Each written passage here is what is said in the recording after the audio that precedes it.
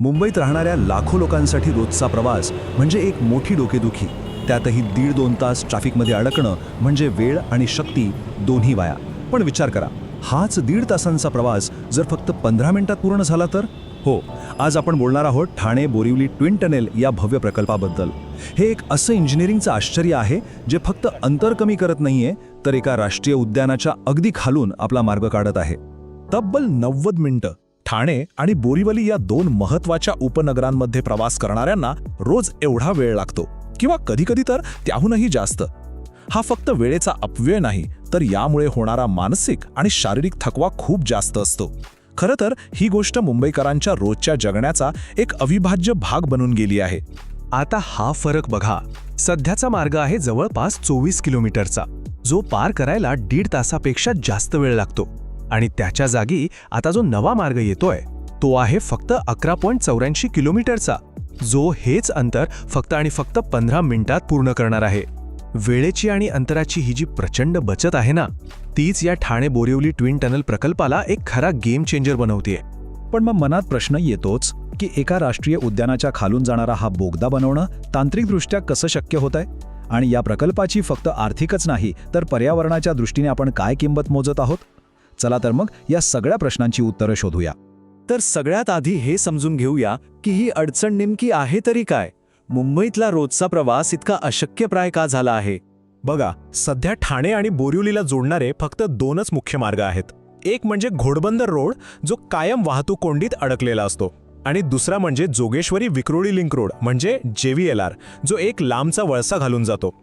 दोन्ही मार्गांवर क्षमतेपेक्षा खूप जास्त वाहनं असल्यामुळे रोजचा प्रवास खूप वेळखाऊ आणि थकवणारा ठरतो. आणि याच समस्येवर एक खूप धाडसी उपाय समोर आला आहे. तो म्हणजे संजय गांधी राष्ट्रीय उद्यानाच्या थेट खालून जाणारा 11.84 किलोमीटर लांबीचा दुहेरी बोगदा. हा मार्ग फक्त अंतरच कमी करणार नाही, तर जमिनीवरच्या पर्यावरणाला कोणताही धक्का न लावता वाहतुकीसाठी एक नवीन पर्याय उपलब्ध करून देईल. आता वळूया या प्रकल्पाच्या सगळ्यात रंजक भागाकडे, म्हणजे त्याच्या तांत्रिक बाजूकडे. हे इंजिनिअरिंगचं आश्चर्य प्रत्यक्षात कसं साकार होतंय ते पाहूया. या संपूर्ण प्रकल्पाच्या केंद्रस्थानी आहे टनल बोरिंग मशीन म्हणजेच TBM. हे एक महाकाय सिलेंडरच्या आकाराचं यंत्र आहे जे जमिनीखाली एकाच वेळी 3 कामं करतं. खडक फोडतं, तो मलबा बाहेर काढतं आणि बोगद्याला कॉन्क्रीटचं अस्तर लावतं. म्हणजे एका चालत्या फिरत्या कारखान्यासारखंच याचं काम चालतं. आणि हे मोठं काम करण्यासाठी 2 विशाल यंत्र वापरली जात आहेत, ज्यांना नावं दिली आहेत नायक आणि अर्जुन. ही फक्त 2 TBM नाहीत, तर ती भारतात आजपर्यंत वापरण्यात आलेली सर्वात मोठी टनेल बोरिंग मशीन्स आहेत. आणि सर्वात मोठी म्हणजे किती मोठी? तर या मशीनचा व्यास आहे तब्बल 13.34 मीटर. म्हणजे विचार करा, हे जवळपास 4 मजली इमारतीइतकं उंच आहे. याच प्रचंड आकारामुळे प्रत्येक बोगद्यामध्ये आरामात 3 लेन बनवणं शक्य होणार आहे. हे महाकाय यंत्र काम कसं करतं ते बघा. एकाच वेळी 3 गोष्टी घडतात.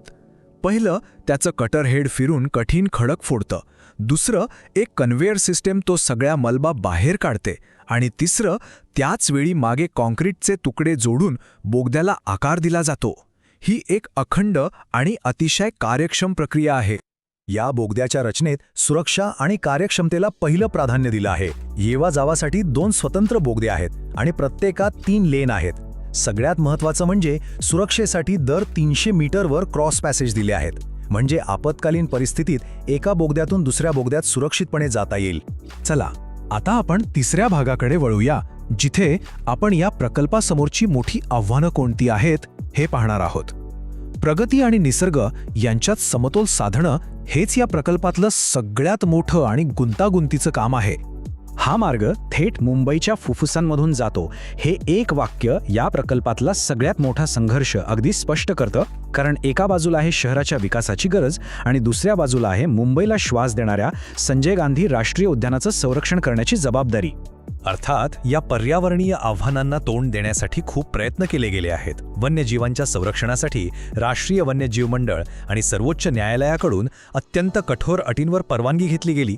तसंच IIT बॉम्बेने सविस्तर अभ्यास करून हे सुनिश्चित केलं की या कामामुळे होणाऱ्या कंपनांचा पर्यावरणावर परिणाम होणार नाही. यावरूनच लक्षात येतं की अशा संवेदनशील परिसरात पायाभूत सुविधा निर्माण करणं किती जबाबदारीचं काम आहे. आणि या सगळ्या परवानग्या आणि प्रशासकीय दिरंगाईचा थेट परिणाम प्रकल्पाच्या खर्चावर झाला आहे. सुरुवातीला जो अंदाज 11,235 कोटी रुपयांचा होता तो आता वाढून जवळपास 18,838 कोटी रुपयांवर पोहोचला आहे.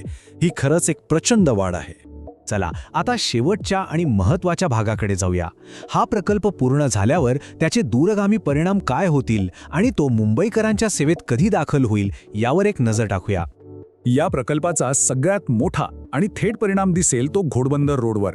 हा चार्ट दाखवतोय की बोगदा सुरू झाल्यावर त्या मार्गावरची वाहतूक तब्बल 50% कमी होण्याचा अंदाज आहे.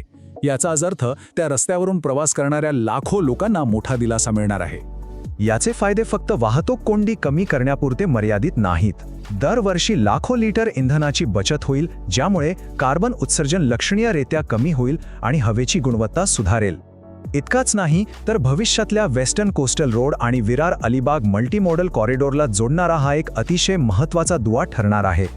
आता येतो सगळ्यात महत्त्वाचा प्रश्न, हा बोगदा नक्की कधी सुरू होणार?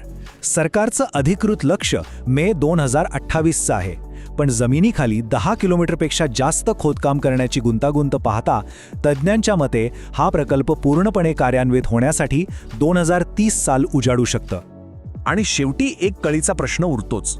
या प्रकल्पाचा खर्च प्रचंड आहे आणि तो टोलच्या स्वरूपात वसूल केला जाणार आहे.